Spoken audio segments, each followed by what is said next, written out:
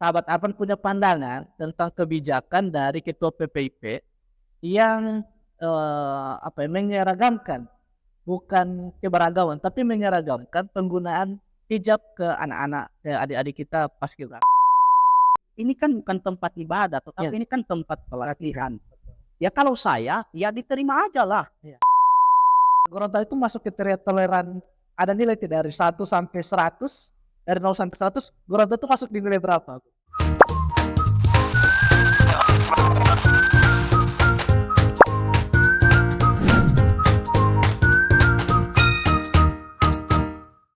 Hai, bertemu lagi dengan saya Andi Arifudin dalam program Cover Story.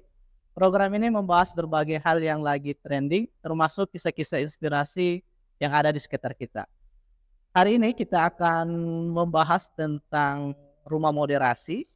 Jadi kemarin sempat ramai terkait dengan penggunaan jilbab yang dilarang oleh, bukan dilarang sih sebenarnya, tetapi lebih ke pernyataan oleh BPIP untuk adik-adik paskibraka yang mengibarkan bendera merah putih pada pelaksanaan 17 Agustus kemarin.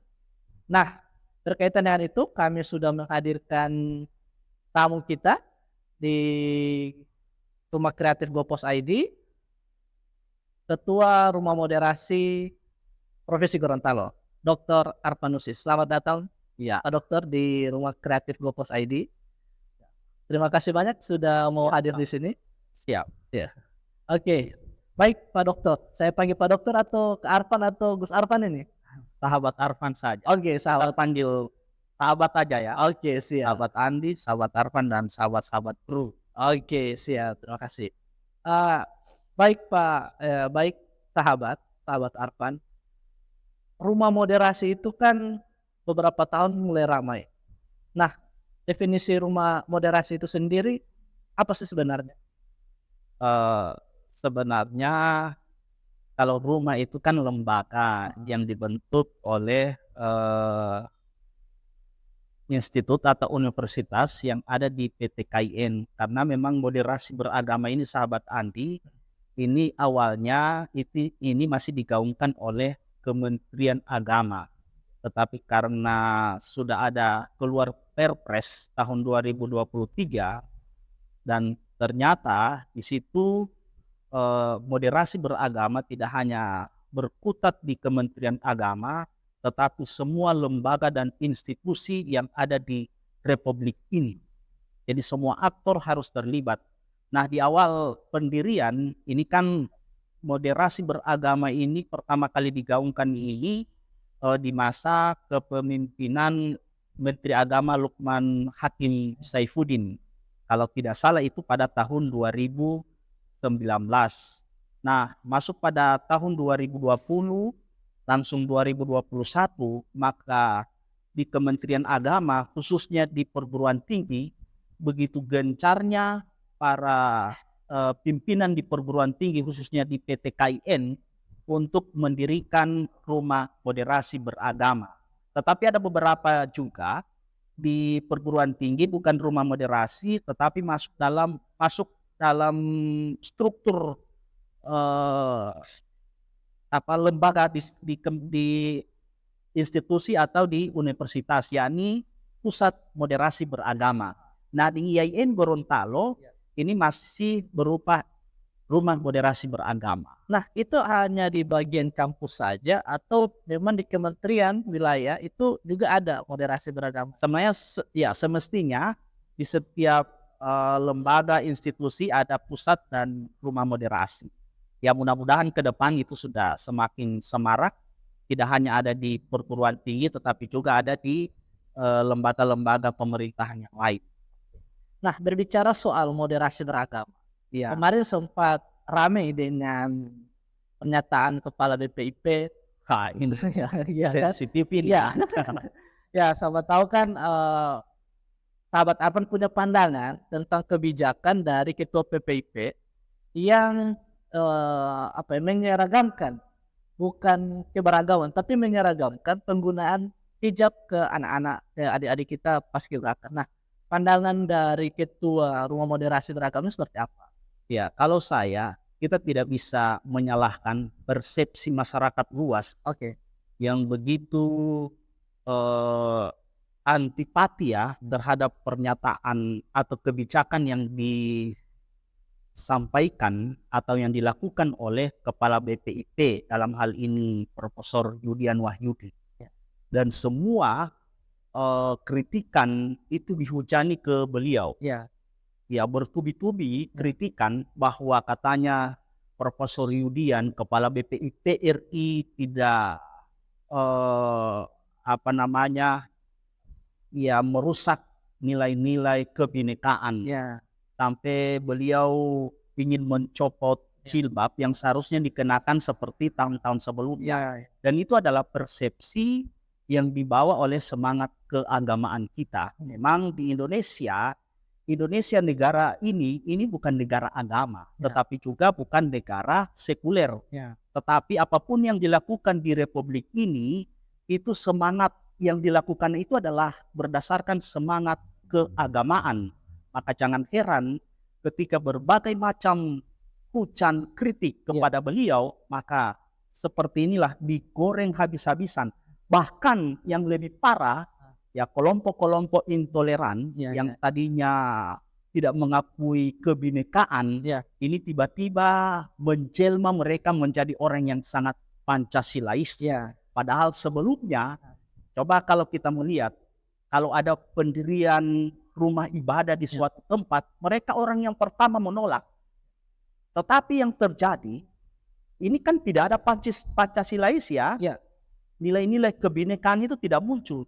Tetapi entah kenapa, tiba-tiba ketika Kepala BPIP atau BPIP sendiri ingin mencopot jilbab, tidak mengenakan jilbab pada hari 17 kemerdekaan kemarin, ini tiba-tiba mereka menjadi orang yang menyuarakan nilai-nilai keberagaman dan nilai-nilai kebinekaan. Ini kan kita berperan ganda di situ ya. Di satu sisi intoleran, tetapi di sisi lain sangat-sangat Pancasilais. Bagaimana itu, sahabat? Nanti kita bicara soal intoleran termasuk dengan kebudayaan kita di Gorontalo. Tetapi ini menarik karena memang Prof Yudi ini kan dia anak santri, pondok, pendiri pesantren juga, mantan rektor UIN Sunan Kalijaga ya. Nah, tapi persepsi orang yang mungkin tidak tahu latar belakang pendidikan beliau, disertasi beliau tentang keagamaan itu sendiri. Nah, sahabat Arfan melihatnya seperti apa? Iya, berbagai macam pandangan terhadap Prof Yudian ini dianggap sebagai orang yang sekuler, sekuler, tidak paham Pancasila, kendati beliau Kepala BPIP yang diamanahkan oleh Presiden Jokowi di situ ya. Kemudian juga katanya liberal. Tetapi kalau kita melihat latar belakang pendidikan beliau, saya kira keliru kalau kita hanya melihat Profesor Yudian dari sudut pandang mereka ya. Kalau itu saya mengira mereka mungkin tidak mengenal secara dekat Prof Yudian, tapi dalam posisi saya sebagai Ketua Rumah Moderasi, bukan dalam posisi membela Prof Yudian, karena juga saya pernah berjumpa beliau di UIN Sunan Kalijaga. Tetapi dalam hal ini kita harus fair, kita harus adil juga melihat persoalan-persoalan ini. Bukan semuanya ditanggung oleh Prof Yudian ya. Kita harus adil juga melihat ini. Jadi Prof Yudian itu ya alumni pondok pesantren. Kalau dilihat dari latar belakang beliau, kemudian juga alumni UIN Sunan Kalijaga, lalu melanjutkan di McGill University, lalu juga beliau kuliah di Harvard University, kampus terbaik satu dunia. Dan dia pernah menulis usul fiqh versus hermeneutika. Dan kelihatannya beliau memang bukan orang yang liberal atau sekuler sebagaimana orang mengatakan beliau adalah orang yang liberal atau sekuler. Tapi ini kan sangat sangat heboh di masyarakat. Bahkan ada desakan beliau harus mundur, presiden kita juga harus mencopot yang bersangkutan, seperti itu. Tapi ya biarlah itu menjadi pusat dari para petinggi-petinggi kita di negeri ini, termasuk kiai-kiai kita yang juga menyuarakan tentang pendapat Iya, mereka. tapi ada juga yang ingin saya sampaikan, Ya. tapi walaupun beliau alumni Harvard. Ya. Iya, kuliah beliau di sana, tetapi Pak Yudian juga bukan otoritas kebenaran itu ada sama beliau. Ya. Boleh jadi Ya. beliau salah dalam menafsirkan sesuatu. Betul. Memang saya juga tidak menyalahkan persepsi masyarakat umum Ya, ya. betul.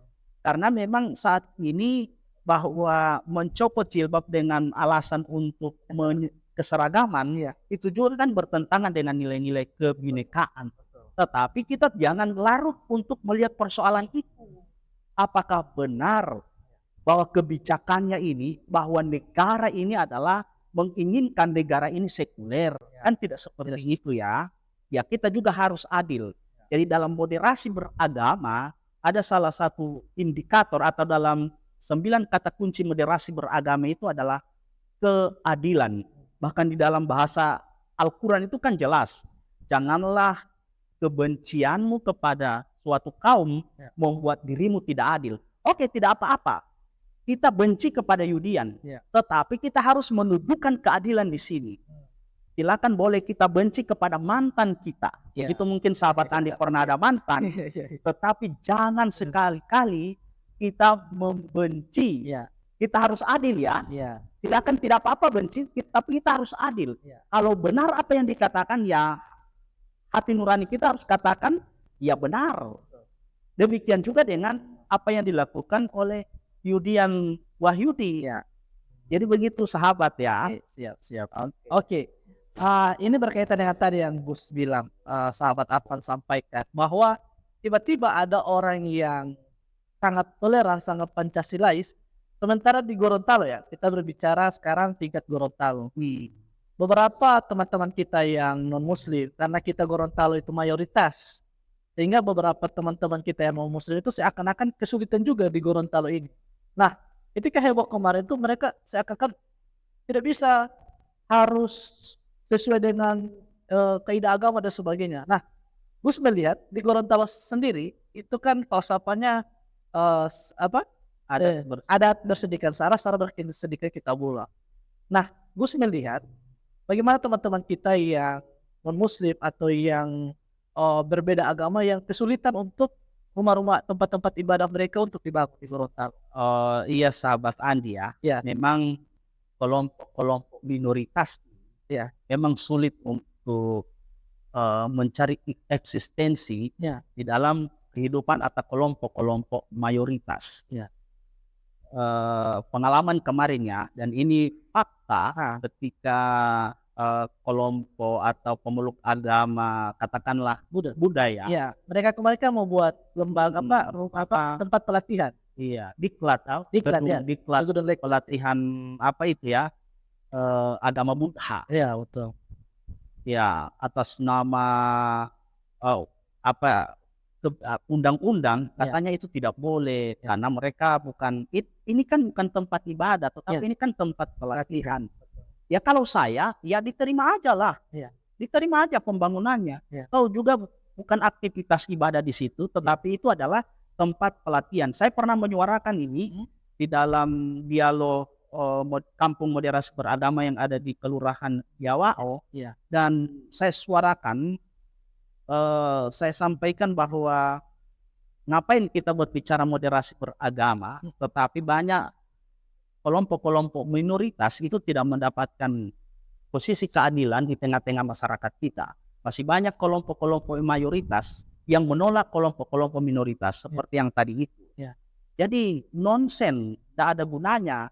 Berbicara tentang moderasi beragama itu adalah berbicara tentang hal-hal yang konkret, bukan hanya berdasarkan pada konsep ataupun hanya sekedar teori. Apalagi di dalam podcast ini tetapi harus langsung diaplikasikan secara konkret di lapangan.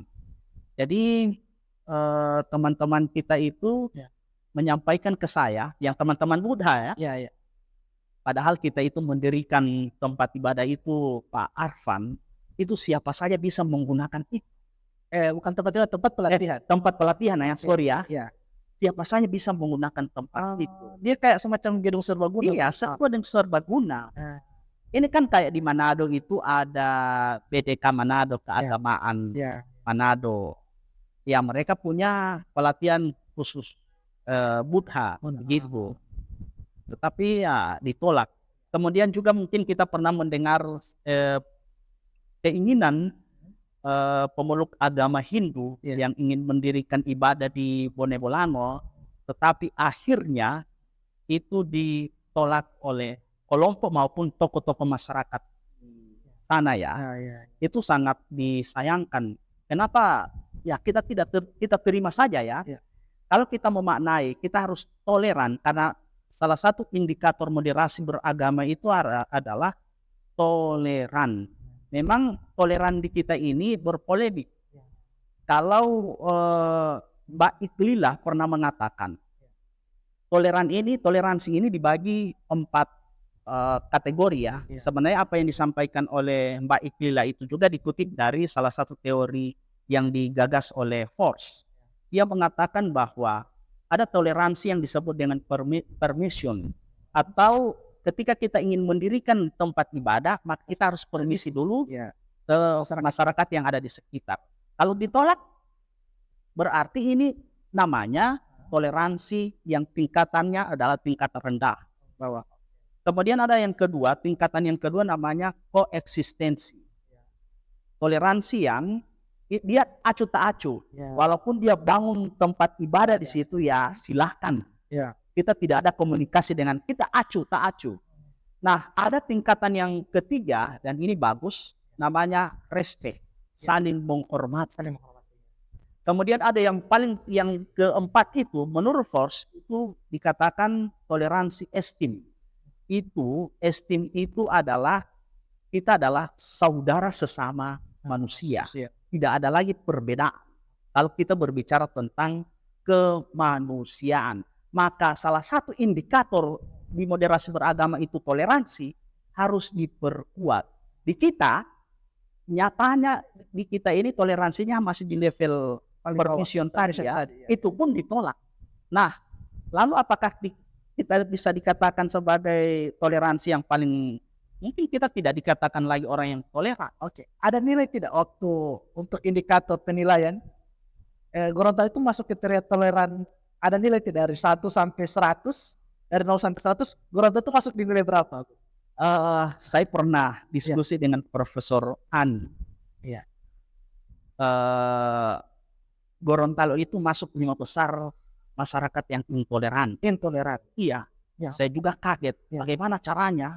Penelitian itu sampai menempatkan Gorontalo kita yang kita cintai ini menempatkan peringkat 5 loh. Ini tidak main-main.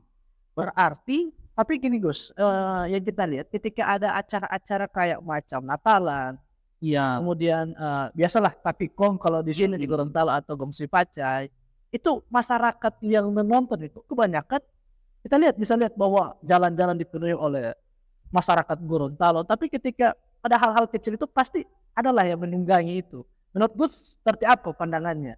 Ini semuanya Gorontalo itu sebelum disentuh oleh kelompok-kelompok intoleran tadi, itu sudah melakukan praktek moderasi beragama. Mereka itu adalah masyarakat-masyarakat yang moderat.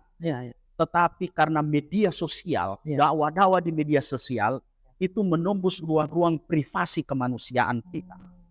Sehingga yang terjadi adalah agama bukan hanya sekedar persoalan privasi, tetapi itu sebuah eksistensi yang harus dikeluarkan untuk bagaimana agama ini menjadi sebagai pandangan hidup, atau agama ini menjadi semangat kita untuk melakukan apapun. Tapi tidak masalah bagi saya, beragama itu penting ya. Ada sebuah pertanyaan, apakah di moderasi beragama bisa memporak-poranda? Ini kan dipelintir ya bahasa ini. Katanya moderasi beragama ini bisa merusak, memporak-poranda akidah kita. Sebenarnya tidak seperti itu.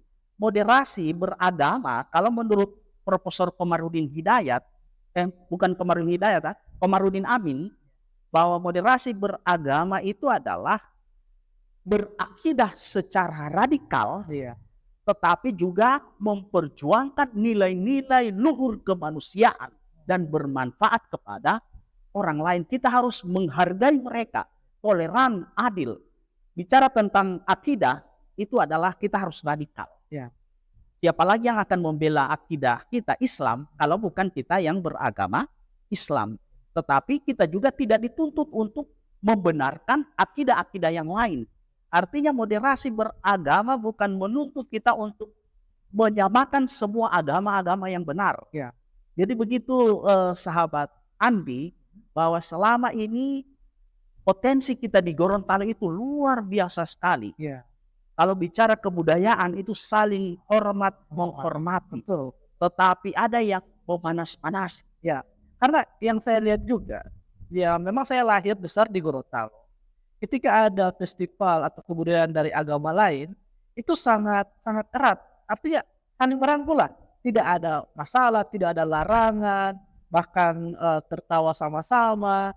Tetapi ketika ada yang mulai diganggu lah, sedikit soal pembangunan tempat ibadah dan sebagainya, itu seakan-akan masyarakat diajak untuk menolak. Seperti itu.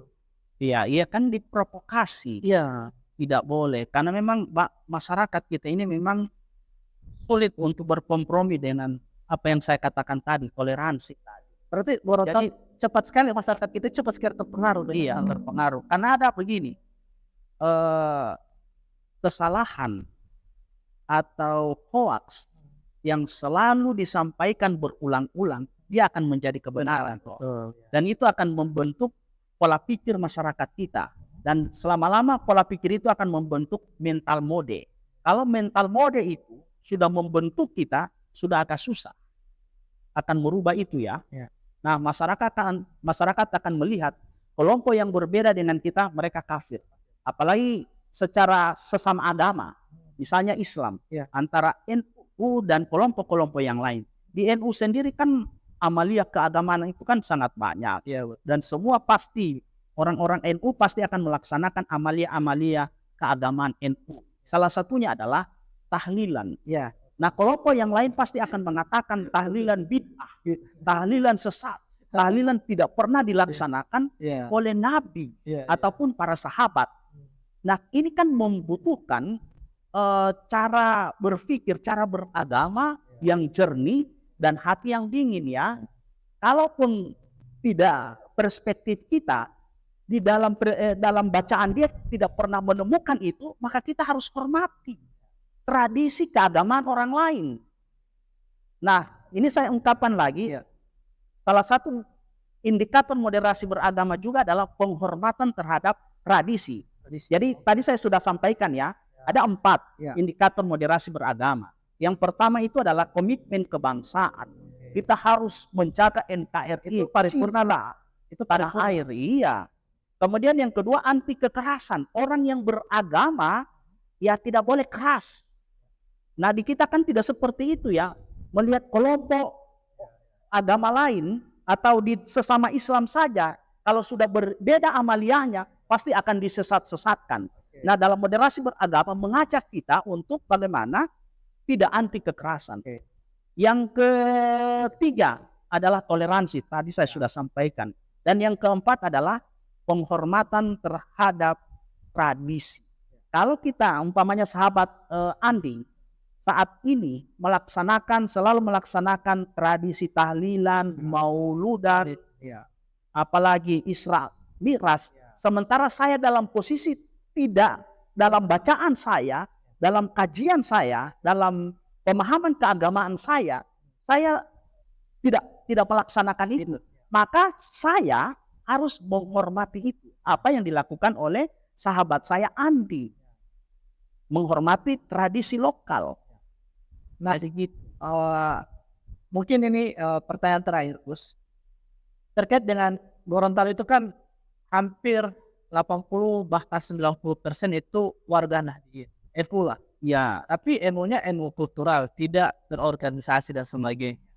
Nah, Gus melihat, sahabat Afan melihat, apakah orang-orang yang warga Nahdien di Gorontalo itu sendiri, kan banyak yang dari awalnya tahlilan, kemudian ada godaan-godaan, oh itu bid'ah dan sebagainya. Mampu tidak kampus, khususnya di moderasi beragama, untuk dapat memperkuat lagi itu? Atau memang tujuan dari moderasi beragama memperkuat itu? Kultur-kultur yang dulu, budaya-budaya kita sudah ada, itu diperkuat lagi. Iya, semestinya harus ya. Ya. Kita harus melestarikan tradisi lokal kita atau yang disebut dengan local wisdom, kearifan lokal. Ya. Kalau rasanya ya, Ya. kalau kearifan lokal ini setiap hari semakin terdegradasi, maka paham-paham yang lain itu juga akan cepat. Ini saat ini saja tradisi lokal kita ini kan lama-lama sudah mulai luntur. Ya. Maka jangan heran paham-paham transnasionalis sudah muncul di tengah-tengah anak-anak muda kita. Jadi anak-anak muda kita itu yang tadinya paham, ya bukan paham ya, mereka tidak pernah bersentuhan dengan tradisi lokal, lalu tiba-tiba disuguhkan dengan menu bahwa ada kelompok keagamaan ini yang lebih baik dari tradisi Anda. Maka itu pasti akan diadopsi ya, karena memang di kita ini rata-rata masyarakat kita ini lebih suka menjadi masyarakat yang menjadi masyarakat konsumen daripada produktif produsen ya. Ya semestinya masyarakat kita itu adalah masyarakat yang produktif. Cuman di kita bahasa kita itu kalau di NU ya, kan NU ini kan dibagi dua, ada NU kultural dan ada NU struktural. Nah, NU kultural ini kan mayoritas, mereka tidak masuk dalam struktur organisasi. Tetapi mereka ini yang mempertahankan tradisi lokal yang ada di pedesaan. Bahkan di perkotaan juga ada. Cuman saat ini itu sudah mulai dimasuki ya, atau dirasuki oleh kelompok-kelompok radikal tadi. Misalnya masjid mereka direbut. Ini di pedesaan, di perkotaan itu sudah mulai menjamur. Di pedesaan pun sudah mulai agenda-agenda atau visi dan misi mereka itu sudah mulai menyentuh masyarakat ini. Kadang sudah seperti itu, manusia ya masyarakat ini akan dijauhkan dengan tradisi lokal. Dan kalau seperti itu sahabat Andi, lama-lama mereka akan menjadi orang yang anti terhadap tradisi. Kalau sudah anti terhadap tradisi, akan terbentuk cara berpikir mereka yang radikal.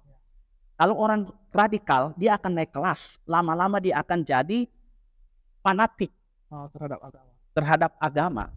Kalau fanatik, bukan fanatik itu ya, ada bahasa yang lain, militan. Dia akan menjadi orang yang militan. Di atas militan, kalau dia naik kelas, dia akan jadi orang yang intoleran.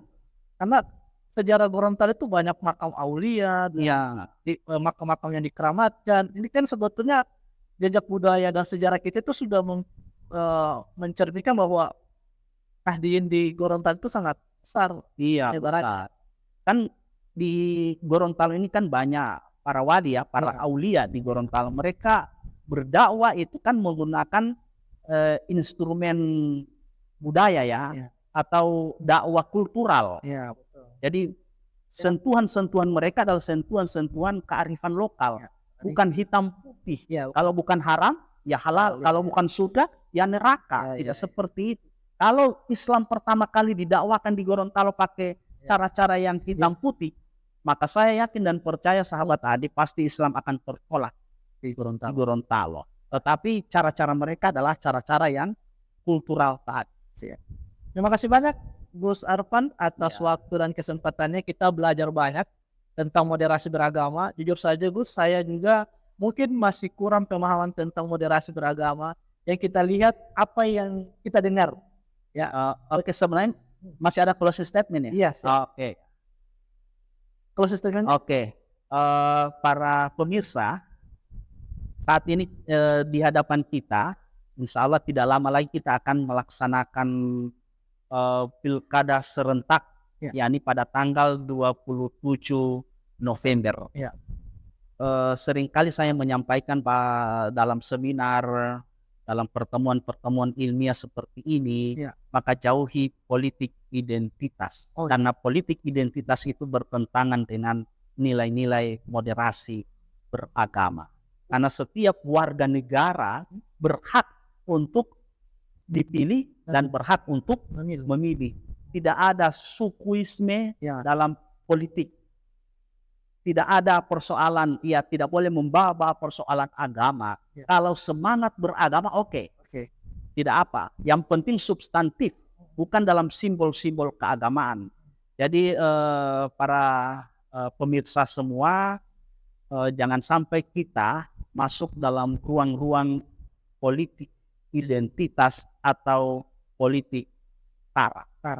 Karena itu bisa memecah belah Ya, negara kita. kan luar biasa Gorontalo ini kan sudah ada ancang-ancang beberapa calon yang Iya. non Gorontalo ya, itu Iya, iya, luar iya. biasa. Ya. Dan kalau perlu mungkin non Muslim juga, itu luar biasa ya. Berarti beragam ya. Ya, sejauh ini kita juga belum melihat calon kada kita itu yang di luar Muslim. Ya, Entah kalau misalnya narasi-narasi yang dibangun bahwa yang tadi itu tidak toleran dan sebagainya, itu pasti ya akan akan banyak diskusi yang disampaikan oleh anak-anak muda kita juga. Pasti itu karena ya, sekarang ini kan penyebarannya lewat media sosial, iya betul. lewat pemberitaan seperti ini juga banyak sekali yang mengajak orang untuk memecah belah itu cepat sekali. Ya, Makanya kenapa Gus hadir di sini untuk memberikan pemahaman kepada masyarakat kita, khususnya tadi yang tidak tersentuh. ya betul. Siap. Terima kasih banyak atas kesempatan yang diberikan. Mudah-mudahan ke depan kita bisa diskusi lagi dan sampai jumpa di episode berikutnya. Terima kasih.